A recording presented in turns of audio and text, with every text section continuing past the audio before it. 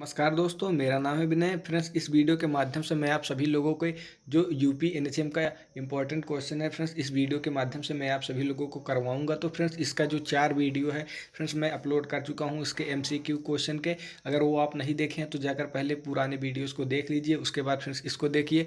तो चलिए फ्रेंड्स शुरू करते हैं। जो हमारा पहला क्वेश्चन है, कौन सा प्लेन शरीर को अग्र व पश्च हिस्सों में विभाजित करता है?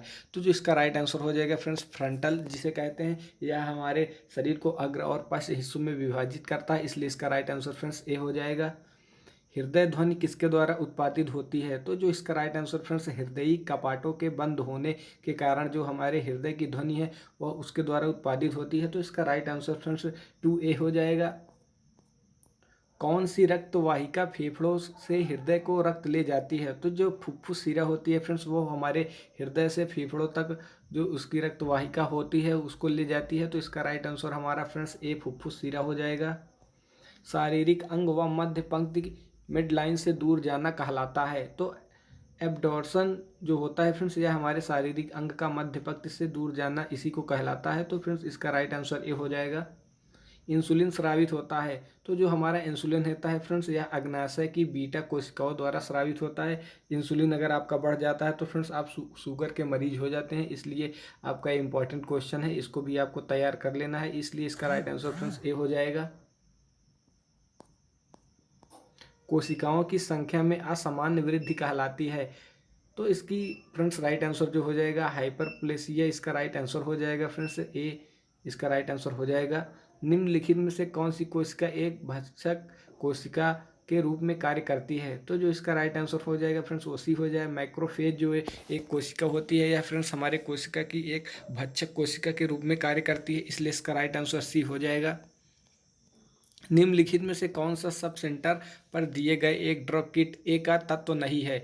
तो जो टेबलेट पैरासीटामॉल होता है फ्रेंड्स, यह बहुत ही इंपॉर्टेंट जो एक टेबलेट होता है, हर रोग में काम करता है। जैसे कि आपको बुखार है या हरारत है, कोई भी अगर होती है तो एक डोज के रूप में इसका यूज किया जाता है। तो सबसे ज़्यादा इंपॉर्टेंट क्वेश्चन आपको यहाँ बन जाता है, क्योंकि पैरासीटामॉल से रिलेटेड एक दो क्वेश्चन आपको ज़रूर पूछे जाएंगे, तो इसको भी आपको नोट कर लेना है। निम्नलिखित में से कौन सा एक वायरल वैक्सीन है? तो जो ओरल पोलियो वैक्सीन है फ्रेंड्स, यह वायरल वैक्सीन है। जो ओरल पोलियो वैक्सीन है यह एक वायरल वैक्सीन है, इसलिए आपको वैक्सीन से रिलेटेड क्वेश्चन आपको नोट कर लेने हैं। एक भी क्वेश्चन फ्रेंड्स आपको छोड़ना नहीं है, क्योंकि वैक्सीन कोविड-19 की वजह से इंपॉर्टेंट चैप्टर बन गया है, इसलिए यहाँ से क्वेश्चन जरूर पूछे जाएंगे। निम्नलिखित में से कौन सा टीका जन्म के बाद 12 घंटों के भीतर नवजात को लगाया जाता है? तो फ्रेंड्स जो हेपेटाइटिस बी नामक टीका होता है यह जन्म के 12 घंटे के बाद बच्चे को लगाया जाता है। तो ये भी इंपॉर्टेंट क्वेश्चन है, आपको भी इसको तैयार कर लेना है। चिकनगुनिया किस फैमिली की स्पेसीज है? तो चिकनगुनिया जो है फ्रेंड्स यह मच्छर के काटने से फैलता है, इसलिए चिकनगुनिया टोगा वैराइडीज नामक जो या फैमिली के स्पेसीज से आते हैं। तो इसको भी आपको याद कर लेना है, क्योंकि मॉस्किटोज वाला चैप्टर आपके सिलेबस में है, इसलिए आपको इसको तैयार कर लेना है। चिकन पॉक्स और औसत उद्भवन काल क्या होता है? जो चिकन पॉक्स का उद्भवन काल होता है फ्रेंड्स, यह 10 से 11 दिन के बीच में होता है। इसके बीच में इसके लक्षण को जो नज़र आते हैं, तो इसका राइट आंसर फ्रेंड्स डी हो जाएगा। कुशल कार्मिक जो कि रोगी के घर पर नर्सिंग सेवाएं देने के लिए डिस्चार्ज पश्चात फॉलो अप विजिट करते हैं, उन्हें कहते हैं। तो होम हेल्थ केयर नर्स के रूप में भी इन्हें जाना जाता है, जो कि नर्सिंग सेवाएं देने के लिए डिस्चार्ज पर्सन के घर पर जाते हैं। तो यहाँ से आपका राइट आंसर बी हो जाएगा। निम्नलिखित में से CSSM की फुल फॉर्म क्या है?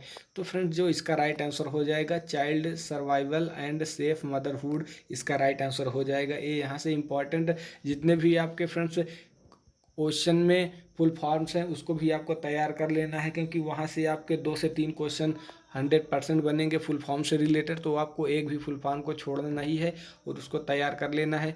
निम्नलिखित में से डैश डैश को छोड़कर अमवाती ज्वर फीवर के निदान के लिए सभी प्रमुख मानक दंड में शामिल है। तो जो त्वचा के नीचे की गांठ होती है फ्रेंड्स, यह अमवाती ज्वर के रूप में कार्य करती है, इसलिए आपको इसको भी नोट डाउन कर लेना है। अंतःकपालीय स्थान से CSF के असामान्य रूप से उच्च संचय को कहा जाता है। तो फ्रेंड्स इसका राइट आंसर हाइड्रोसिफेलस हो जाएगा। इसका राइट आंसर CSF के असामान्य रूप से उच्च संचय को यह कंट्रोल करता है, इसलिए इसको भी आपको याद कर लेना है। निम्नलिखित में से डैश डैश को छोड़कर सभी नेफ्रोटिक सिंड्रोम की विशेषताएं हैं। तो जो बढ़ा हुआ रक्तचाप आपके शरीर के होता है, इसी को छोड़कर नेफ्रोटिक सिंड्रोम की विशेषताएं बताई जाती हैं, इसलिए आपको इंपॉर्टेंट क्वेश्चन बन जाता है। इसलिए इसका राइट आंसर फ्रेंड्स डी हो जाएगा, जो बढ़ा हुआ रक्तचाप हो जाएगा। अल्पवर्णी और माइक्रोसाइटिक रक्त कणिकाओं को इनमें से देखा जाता है।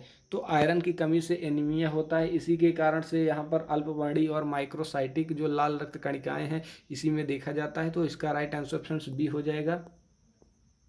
जिन बच्चों की तिल्ली की शल्य क्रिया की गई है उनको क्या दिया जाना चाहिए?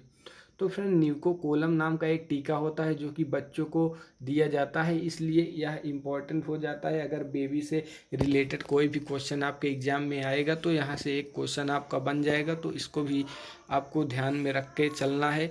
शिशुओं में डीपीटी लगाने का अनुशंसित स्थान क्या है? तो फ्रेंड्स इसके पहले भी एक क्वेश्चन आया था वहाँ से भी, तो यहाँ से भी आपका जो जांघ का पार्श्व भाग होता है फ्रेंड्स, यहीं पे डीपीटी का जो टीका है वो फ्रेंड्स लगाया जाता है, तो इसको भी आपको नोट डाउन कर लेना है। जन्म के पश्चात संकुचित होकर किस रूप में परिवर्तित होती है? तो जो लिगामेंटम टायर्स होते हैं वो फ्रेंड्स जन्म के पश्चात ही संकुचित होने लगते हैं, इसलिए आपको यहाँ पर राइट आंसर सी हो जाएगा। निम्नलिखित में से कौन सा लक्षण प्रसवोत्तर अवसाद से पीड़ित एक माँ द्वारा प्रदर्शित किया जाना चाहिए? तो जो अनियंत्रित रोना है वो फ्रेंड्स कोई भी कंट्रोल नहीं कर सकता, कोई भी माँ उसे कंट्रोल नहीं कर सकती, क्योंकि यह बहुत ही पीड़ादायक होता है। इसलिए यहाँ पर आपको क्वेश्चन जो राइट आंसर हो जाएगा फ्रेंड्स वहाँ पर ए हो जाएगा। किसके द्वारा प्रसव की तृतीय अवस्था समाप्त होती है? तो जो प्लेसेंटा की डिलीवरी होती है फ्रेंड्स, इसी के उपलक्ष्य में 3 अवस्थाएं समाप्त होती हैं, तो इसका राइट आंसर फ्रेंड्स यहाँ से आपका सी हो जाएगा। शीघ्र प्रसवोत्तर रक्तस्राव वाली माता के लिए निम्नलिखित में से कौन सा कार्य उचित नहीं है? तो जो अंतर निर्वासी मूत्री कैथेटर लगाना है यहाँ पर ये गलत है फ्रेंड्स, इसलिए आपको यहाँ पर इसका राइट आंसर सी हो जाएगा, यह उचित नहीं है, यह काम बिल्कुल नहीं करना चाहिए। प्रसव की प्रथम अवस्था गर्भाशयी संकुचन संबंधी निम्नलिखित सूचना का दस्तावेजीकरण करना चाहिए। तो इसका राइट आंसर फ्रेंड्स अवधि, बारंबारता व तीव्रता जो इसमें अवस्थाएं होती है यहाँ पर आपको कंट्रोल करना चाहिए, तो इसका राइट आंसर डी हो जाएगा। तो फ्रेंड्स यहाँ से मैंने 25 क्वेश्चन करवा दिए है। तो फ्रेंड्स एक जो बहन है वो बोल रही थी कि आप एक साथ मैराथन वीडियो बना दीजिए, तो हाँ बहन मैं मैराथन वीडियो भी बनाऊंगा, लेकिन अभी थोड़ा मेरा भी एग्ज़ाम है, मैं भी एमएससी का स्टूडेंट हूँ और मेरा भी ओ लेवल का एग्ज़ाम 23 तारीख को है, और एक मेरा एमएससी का भी एग्ज़ाम है जो 12 तारीख से शुरू होने वाला है, तो उसी में थोड़ा मैं व्यस्त हूँ। आप चिंता मत करिए, आपके एग्ज़ाम से पहले मैं एक मैराथन वीडियो लाऊंगा जिसमें मैं आपके सारे डाउट जो भी होंगे उसको क्लियर करूंगा, और एक लंबा वीडियो लाऊंगा जिसके आपका कोई भी क्वेश्चन वहां से छूटेगा नहीं। तो प्लीज़ अगर आपने हमारे यूट्यूब चैनल को नहीं सब्सक्राइब किया है तो सब्सक्राइब कर लीजिए, और हमारे वीडियो को अगर आपने शेयर नहीं किया है तो शेयर कर दीजिए, और अगर कमेंट नहीं किया है तो एक कमेंट कर दीजिए। आपके कमेंट को मैं तुरंत ही रिप्लाई करता हूँ, विदिन 1 घंटे के अंदर। मैं जैसे ही दिन आप ये सोच लीजिए आपके जो कमेंट आते हैं तुरंत मुझको नोटिफिकेशन मिल जाता है और तुरंत मैं उस पर जो रिप्लाई देने का प्रयास करता हूँ। तो थैंक यू फ्रेंड्स।